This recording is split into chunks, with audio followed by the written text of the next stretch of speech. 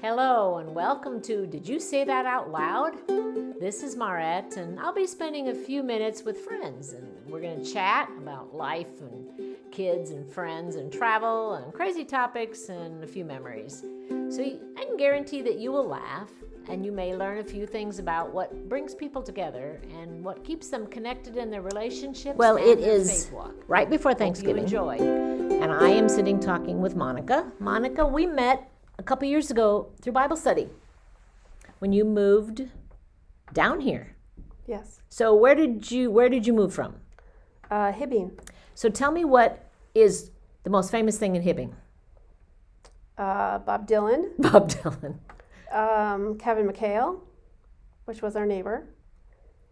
Let's see, what else is up there? The mining. The mining, yeah. The mining's huge. It's like they consider that the Grand Canyon up there, which is really big. We have a picture of us when we were little kids, and we were up there somewhere, and we're standing in one of the scoop shovels of one of the mining. And it's pretty cool. And of course, we were little, but that's what I remember. Even as an adult, when you stand in it, it's pretty huge. It's pretty huge. It's pretty big. What else is up in northern Minnesota around the Hibbing area? We have Grand Rapids, which is a pretty saturated touristy area, but because you're in the lakes. Yeah, we have lots of lakes up there. Fishing. Lots of fishing. What's your favorite fish to catch? I don't fish. You don't fish? I just sit in the boat and read. That's illegal. No. So then it could be true to say you don't clean fish. I don't clean fish. I don't eat fish. Oh my goodness, my heart. So you lived on a lake. We lived on a beautiful lake. So what was the best part of being on the lake? Just the nature of it. I love water. I love the sounds. It was quiet. It's peaceful. You can hear every animal you can think of walking by. The loons. Yep, all day long. We did have a loon, though I thought it was dying, but it was actually eating a fish. Oh. It was too big for them, but I thought it was dying. I didn't know what to do. Oh, what did you do? I didn't. I just watched going, what does it have? What's happening? And then I figured out it was eating a fish that was too big for them, but I guess that's how they eat fish. It's like they're choking. I have never in my life. Flapping around the lake. I have not watched a loon. We watched one day up at the lake. We saw there was 5 loons.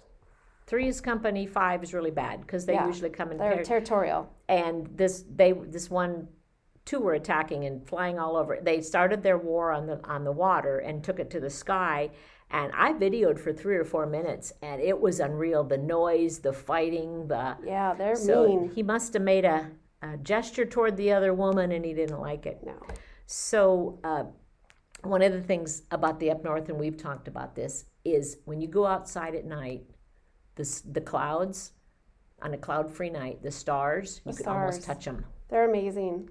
They're just, it's like nothing you've ever seen before. And those who have never been up there and they first see the stars, they're like, where did all these stars come from? And you just lay there and look at the sky and you can fall asleep to it. You have to get away from lights. Yeah. And when you get up north, and jokingly, we've said to a friend, we said, there's no yard lights at the lake. No. Because then that prevents you from seeing the heavens. And one thing that intrigued me as a child, I liked the constellations. Mm-hmm. And I actually could learn what they were. And so you just go out and you look up in the sky, and they are so close. Yeah. We went to a planetarium one time. And of course, then they're, this big dome, and they show you where they all are. And it's just, up north is like that in person. Well, now you can put an app on your phone or your iPad, and you can point it to the sky, and it will show you not just the constellations, but the sky junk or the satellites or Elon Musk that's flying by, or sometimes even down to the detail of what plane is flying over. Oh my. Or sometimes you can see the satellites, the space, I don't know what. The space station. The space station. You can see that depending on where it's at in the sky. And you can actually take that phone or iPad and point it down to the earth, and it will go straight to the other wow. side of the earth and show you the constellations on there. It was Calvin showed me how to do that. And he would go out there and do that. Calvin's one of your sons. He's my youngest. You have 3 sons. Yes. So what is it like to grow up with 3 boys, to raise 3 boys? God gave me 3 boys for a reason. No girls. For a reason. Because? I don't think I could do girls very well. See, I wanted 12 boys, and I got a girl and a boy and a girl. But I made it. I didn't ruin them totally. I don't think that I could have raised a girl because I'm too geekish. I don't have that girly, pink, flowery makeup spa stuff. I can do it. You can do it. We have a friend that has 2 boys and then a girl, and that girl is a girl, but she's growing up in a boy's world, and she can take on anybody. Yeah. So your daughter, if you had a daughter, it probably would have taken on. So your boys did hockey. No, only Calvin. Only Calvin. Yeah, Ben was my geek boy. He's my genius. He's computers, Boy Scout Eagle. He's the Eagle Scout, and robotics. And then that took a very long time to figure out what he liked to do because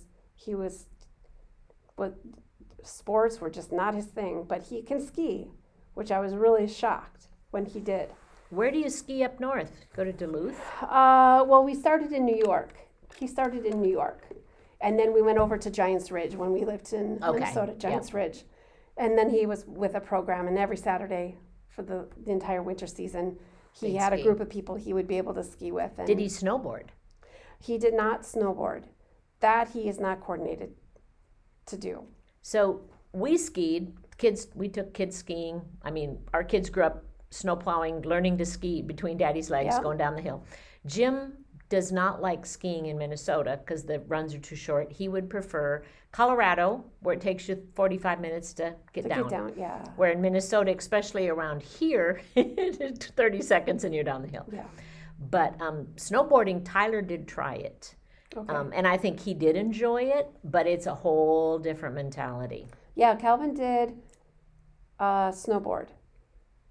He did do snowboard, and he liked it, but he didn't do it enough. Yeah. So I think that as time goes on, he may go back to some things.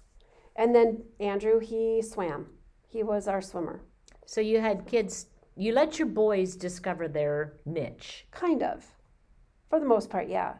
We had to, it was a lot of trial and error when they were younger with t-ball and soccer and tennis and, all the basic community programs to see what they liked or how they reacted or I don't want to do this. Like Calvin is our most sports-oriented kid. He's not the best, but he's good. And when he was 3, we lived in the state of Virginia, and he actually played football when he was 3.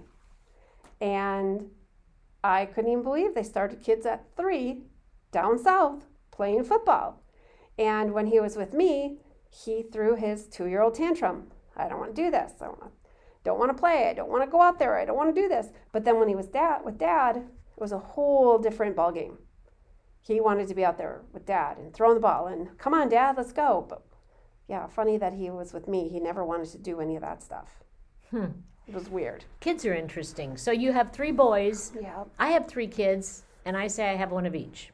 So I have 2 girls and a boy. Obviously, that doesn't work. But personalities in kids, to me, is fascinating. And if you let your child do their personality, they don't have to be like their brothers. They don't have to be like other people. So you talk about one's a geek. He's the genius, the really smart one. So which boy has surprised you with his innovations or his, that you maybe didn't see? None of them. None of them? No, they each all have their own personalities. You would be they look like each other, but you would never know they were brothers because they're all 360 of each other. And we knew their personalities when they were little of what they were going to possibly do in their future. Ben was going to be... Got to mute that music. We knew Ben was going to be some sort of engineer because he'd always look at this book of engineering stuff. And he said, I want to do this. Oh, wow. And Andrew, he always changed his mind on what he kind of wanted to do, but as he got older, he had a little bit more interest. But we always said when he was little, but we never told him that he would probably be our person who was a pastor, priest, or minister, or something along that line. And we don't know if that's still his. We always said that, but we never told him. And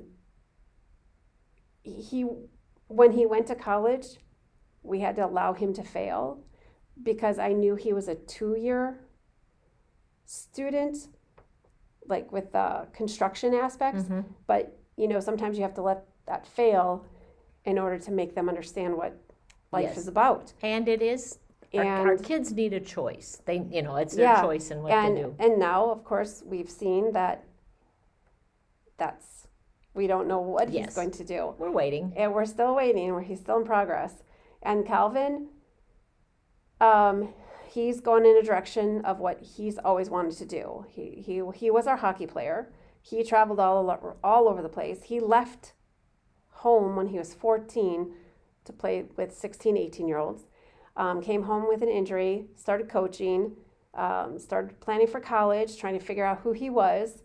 Kind of had to change his genre of what direction, but he knew he wants to stay in the sports realm of hockey, and now he will be headed to physical therapy school, and we'll see where that leads him. It's kind of cool. Yeah. So we've never had to direct them of what they wanted to do. Yep. They kind of always knew. That's neat. And we always knew when they were little.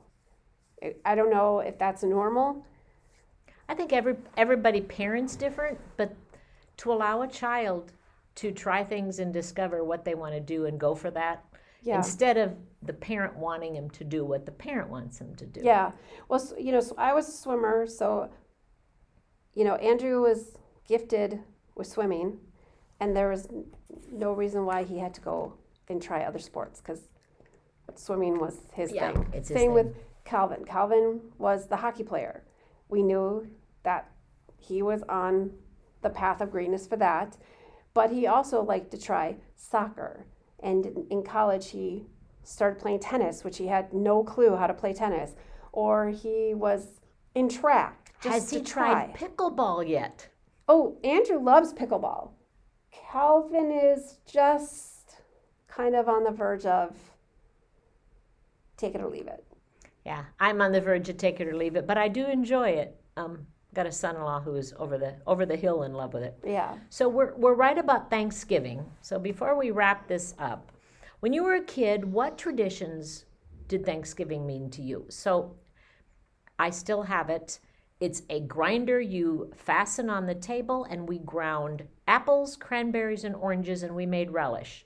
And once you get it all schmucked up and the juice is running all over the floor, you put a lot of sugar in it because it's the only way to make cranberries taste good. Yeah. And I am the only one in my family who will eat it. So this year we're not doing it because otherwise I will eat this cranberry relish. It's really good. It's really tart. And we always had a turkey. So what are some Thanksgiving traditions as a kid? As a kid, we clipped on that grinder and we made potato sausage. And that was a big deal with my dad because he's Swedish. So potatoes and meat all went in there, grinding it with the pig's intestine. Ooh. And every Thanksgiving weekend, leading up to Christmas, that's what we were making. My mom started her thousands of cookies and breads and pies and you name it, she made it. And decorating for Christmas. We would typically sit down for a dinner, but my dad worked on the railroad, so he was a young person in the totem pole, so he always worked holidays, so he grabbed the overtime he could. So we always had our dinner before he left for work. But that was our traditions were the start of potato sausage with my dad, and then cookie galore. So what was your favorite cookie your mom made? Probably Spritz. Oh. Yeah. You had a spritz maker that you put Oh, the yes. stuff in and you Oh, shoved yeah. it out? We shoved it out and it came out as an S. And I think that was my favorite of the one that she would make. We make the... That's the one that's most memorable. The rolled, really thin Christmas cookie. Klatschkes. Oh, klatschkes. Now... But everybody makes klatschkes different. Yes. My grandmother was totally Norwegian. But, you know, I don't remember making kroomkakkes and rosettes as a kid. Oh, yeah, we had rosettes. But we loved kroomkakkes and rosettes. I don't know what kroomkakkes are. So kroomkakkes are, you have an iron and you make this little dough and it's like a pancake dough. And then you close the iron and it cooks. And then when you take them out of the iron, you roll them in a... Oh, we had those, but they were just flat. Like, kind of like... There's a name to the flat ones. Yeah, she would make flat ones like that. And they were really good because there were a lot of powdered sugar on it. It was deep fried, and it was deep fried. Deep fried, yeah. Yeah, so anything deep fried is good. Anything deep fried is good. What is one food you might have had that you did not like? Stuffing. You don't like stuffing? Oh, I hate stuffing. So what is the difference between stuffing and dressing? Probably nothing, depending on where you grew up in your culture. So, but I think one is also made separate from the turkey. Yeah. And one is in the turkey. That's what we grew up. It was stuffing is stuffed in the turkey. Yeah. And dressing is what you... But I think it's all where you grew up and how you say it. So stuffing, I think my mom did it both ways. Just because my dad liked it. Yep. I don't know any other foods that I didn't like, but I do know my favorite is the green Jell-O. Green Jell-O. Yes, so good. So what's made of other than Jell-O? It's green Jell-O and cream cheese, and my mom used to put ice cream, so it was, it was molded. Mm-hmm. And some people put cottage cheese in it, but it forms like a very kind of thick, but not as thick as like cream. What am I trying to think of? Cheesecake. Okay. But it's not cheesecake. But it's kind of like just a thinner consistency of cheesecake. My aunt always brought. We called it green Jell-O. And I don't. My aunt always made we called it fluffy salad, but it had Jell-O and it had cottage cheese and probably Cool Whip. And we knew when my mom would, you guys coming? What are you going to bring? We knew my aunt would bring fluffy salad. We called it. Okay, and everybody calls it different. Mm-hmm. I've only known one person to call it green Jell-O, and that was somebody from Hibbing. Oh, she's funny. Like, what do you mean? You make green Jell-O? And I'm like, well, yeah. She's like, I didn't know you knew how to make green Jell-O. I'm like, it's not hard. But not many people call it green Jell-O because there is a name to it, but I just don't know what it is. Yeah. We just always called it green Jell-O. Green Jell-O salad. Well, awesome Thanksgiving memories. Yeah. Thanks for chatting with me. Well, thank you.